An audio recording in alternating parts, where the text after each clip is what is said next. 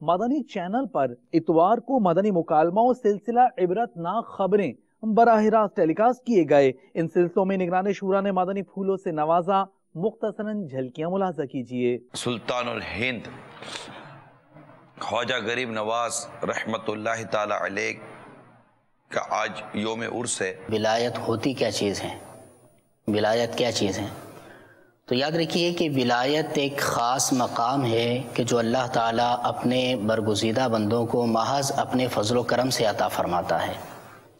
اللہ تعالیٰ اپنا قرب خاص محض اپنے فضل و کرم سے جس کو عطا فرمائے نیک شخص کو، تو یہ ولایت کہلاتی ہے۔ خوف اور حزن کو ویسے تو دیکھیں تو بظاہر تو دونوں کا ایک ہی معنی ہے، ڈرنا جی، لیکن مفسرین اکرام فرماتے ہیں کہ خوف سے مراد دنیا میں ڈرنا ہے اور حزن سے مراد آخرت میں یہاں پر ڈرنا ہے، یعنی نہ ان کو دنیا میں کوئی خوف ہے نہ آخرت میں وہ غمگین ہوں گے۔ اولیاء کرام کی ایک پہچان یہ بھی کتابوں میں لکھی گئی ہے کہ ولی جو ہے نا یہ اپنی کرامت کو چھپانے کی حرص رکھتا ہے، مطلب نبی کے لیے تو معجزہ ظاہر کرنا ہے۔ کہ اولیاء کرام کی ایک علامت یہ بھی ہے کہ جب ان کو دیکھا جائے تو ان کو دیکھنے سے خدا یاد آ جائے۔ تیری ذات خواجہ معین الدین، تیری ذات خواجہ معین الدین، تو رسول پاک کی آل ہے، تو رسول پاک کی آل ہے۔ یہ سید تھے۔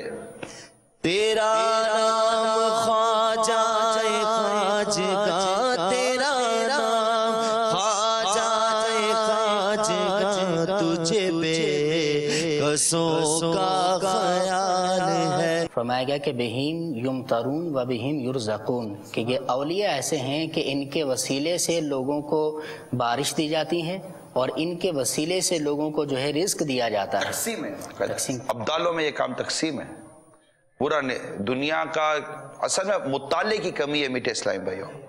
اگر ہم اولیاء کرام کی سیرت کا مطالعہ کریں اور دیگر کتب کا مطالعہ کریں جس میں عشق اور محبت بڑھتا ہے، اللہ کی محبت بڑھتی ہے، علماء انبیاء کرام کی محبت بڑھتی ہے، صحابہ اور اہل بیت کی محبت بڑھتی ہے، اولیاء کرام کی محبت بڑھتی ہے، تو پتہ چلے گا کہ اللہ تعالیٰ نے اس کائنات کے نظام کو اللہ تعالیٰ اپنے بندوں کے مطلب کہ سپرد کیا ہوا ہے، اور ان کا ایک طبقہ ہے اولیاء کرام کا ابدال۔ ہمارے یہاں بعض لوگ ایسے بھی ہیں کہ جو کرامت کو عقل کے ترازو پہ تولتے ہیں۔ بخاری شریف کے حدیث پاک ہے کہ ان اللہ اذا احب عبدا نادى جبریل، اللہ تعالیٰ جب کسی بندے سے محبت کرتا ہے تو جبریل کو پکارتا ہے، آواز دیتا ہے اور فرماتا ہے کہ انی احب فلانا، فلاں کا نام لے کر اللہ تعالیٰ فرماتا ہے میں فلاں بندے سے محبت کرتا ہوں، فاحبہ، تم بھی اس سے محبت کرو۔ یہ جن اولیاء کرام کے بارے میں ہم پڑھتے ہیں یہ بہت بڑے بڑے علماء، بہت بڑے بڑے عالم ہوا کرتے تھے، اور ان میں کئی درس و تدریس کے